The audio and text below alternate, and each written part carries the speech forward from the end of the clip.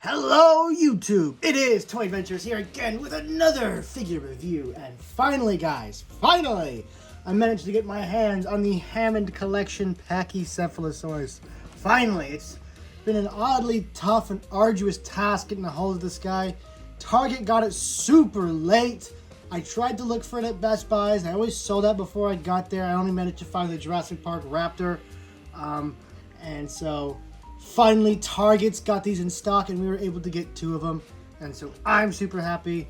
Finally, I have Mattel's best and quite frankly only good Pachycephalosaurus in my opinion. If you like their previous Pachy offerings, more power to you as always. But I was not impressed by them. But this figure right here is about to change that stigma that Mattel can't do a good Pachy. So, pretty standard box. It's for the 30th anniversary. Very nice. Taking a look here at the side of the box, we have a nice render of the Pachy here. I always love these renders. It just looks so nice. Although I would prefer if they ditch the fact that it's an actual action figure and maybe just give us like cool art of the Pachy here without it being an action figure. I think that would be really nice. And then keep this as a render of the Pachy as the toy. And we have a really nice little image right here of it from the movie with a name that may be difficult to pronounce. The Pachycephalosaurus faces engine head-on with a skull that's 9 inches of solid bone.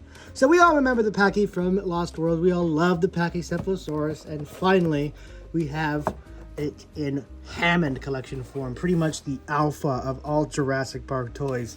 And as a Lost World mega fan, we're talking about someone who likes the Lost World more than the original Jurassic Park. I just stay winning. My movie just keeps getting more and more love and attention.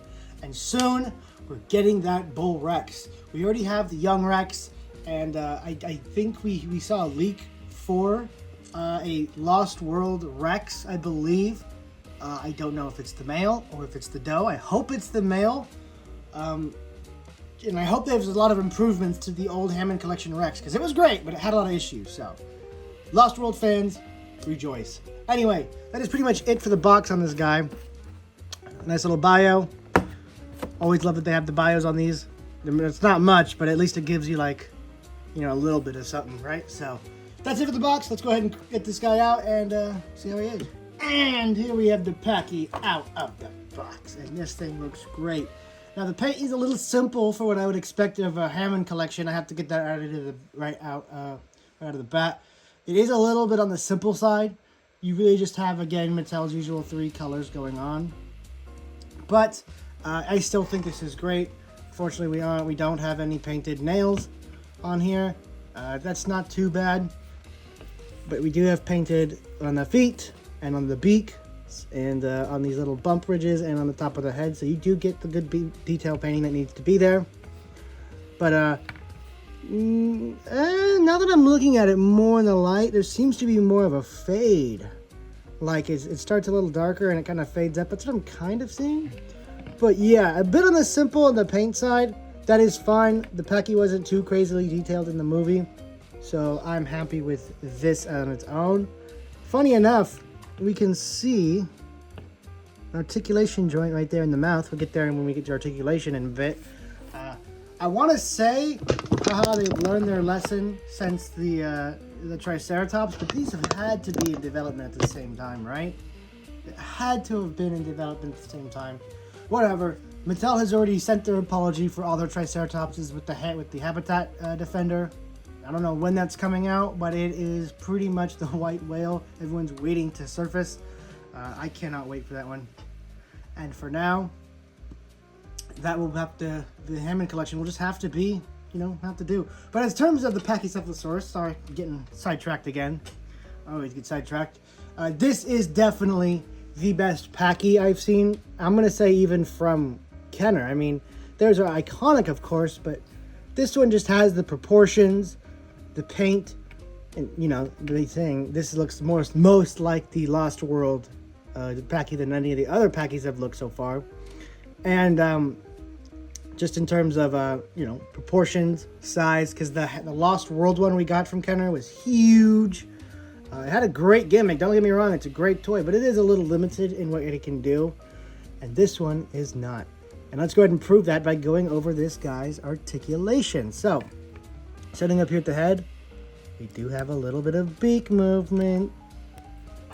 It's really interesting that every dinosaur was designed with a opening mouth except for our Triceratops. Very strange, Mattel's thought process back then.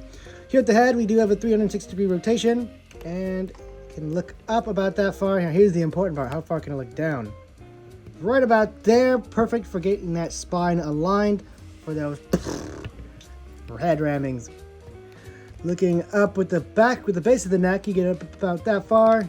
You can get down parallel with the body, meaning you can, of course, do its necessary poses. Moving down into the arms, you have 360-degree rotation here at the shoulder. Hinge out, can go pretty far up. Hinge down, can move down outwards, you know, diagonal with the body. So very nice, and a lot of range in the arm, at least in the base of the shoulder right there. Here at the wrist, you can move up about that far. Mine looks a little on the weak side, as you can see. It's like you can see the pegs already kind of pulling out as I articulate it. Moving down, it can go pretty much straight. Here at the legs, they hinge out just a bit to help you adjust with balance, and they rotate 360 degrees at the hip. The knee can bend pretty nicely, I gotta say, with the right there, and it can kick out again very nicely. Of course, you have the 360 degree rotation, 360 degree rotation, kick out just about there, and just about there. So very nice range of movement in all of his joints here. Some of these Hammond collections have been kind of limited in what they can do, but this one really isn't at all. This one just feels like, you know, each and every joint has been, you know, significantly improved from the last figure. And I'm sure that this is, you know, improved from the first wave of Hammond collections, but I want to say, like, something like the Triceratops in this, didn't we know about them at the same time, and we just were waiting for one to come out? I want to say that these were developed around the same time, so there really shouldn't be any reason for that Triceratops to be such a stinker. Alright, no more harking on the Triceratops, back onto the Pachy, because this Pachy is great. So, articulation is fantastic, the proportions are fantastic. Now, I don't have any of the other Mattel Pachys to compare this to, so when we do size comparisons, it's just going to be against other dinosaurs, because I actually never bought a Mattel Pachy before this. I was just so put off by them. They look so awkward, and their proportions and their sculpt and their stance was just all, I didn't like any of it. So I knew once I heard of Hammond collection that, oh, okay, I won't have to bite the bullet anymore. I can wait and get a good one. And I waited. I almost said voted. And I waited, and I got a good one. So patience pays off, people. Now, with that all being said, all I really have to say about this guy next is, well, not say, but all I have to do next is size comparisons. Let's see how big this Pachy really is. All right, starting us off with size comparisons, we're going to start at the smallest with the human. Here is how the Pachy compares to your average human. We're using Ray Arnold here as an excuse, or example, I mean. Next up, we have a vehicle. This is how it sizes up with your average Mattel vehicle. Next, we'll do a Raptor. Let's see, that's how it scales in with other small Hammond collections.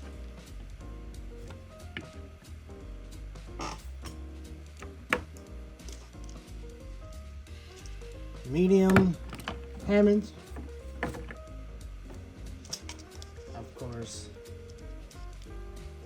taller, medium Hammond collections.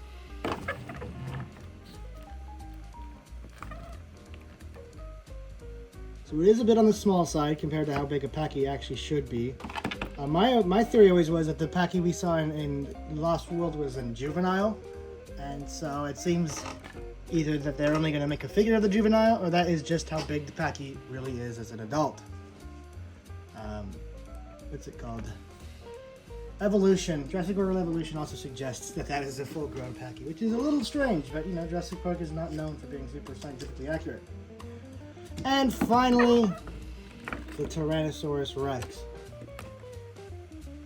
Quite dwarfed. But guys, that is really all I have to say about this Packy. Of course, I have to rate it a 9 out of 10. While the paint is just a little on the simple side for my tastes, being that it's a Hammond collection, I expect a little bit more from it. It's still a great figure. Easily the best Packy we've gotten in the Jurassic license so far. Not gimmicks wise, but, well, actually, if you count Articulation as a gimmick, then yeah. I was going to say, you know, head ramming is a cool gimmick, but you can't really beat posing. So, definitely must buy for all you dino fans out there at 14 bucks. It is a little bit on the pricey side, but you get every penny's worth with this figure. I am in love with it, and I might just buy 2 or 1 more. Same with the Raptors, even though I got 3 of them now. I love these Hammond collections, and I just want a couple of them. So, thank you guys so much for watching. Please stay tuned for the next review. Don't know when that will be, but it will be soon. Of course, we have the toy movie. The new toy movie is coming out tomorrow. This Monday, Return to Sorna Part 8 drops. So, stay tuned for that. And yeah, thank you guys so much for watching this review. I hope you guys have a great day. And this is Toy Adventures, signing out. Peace!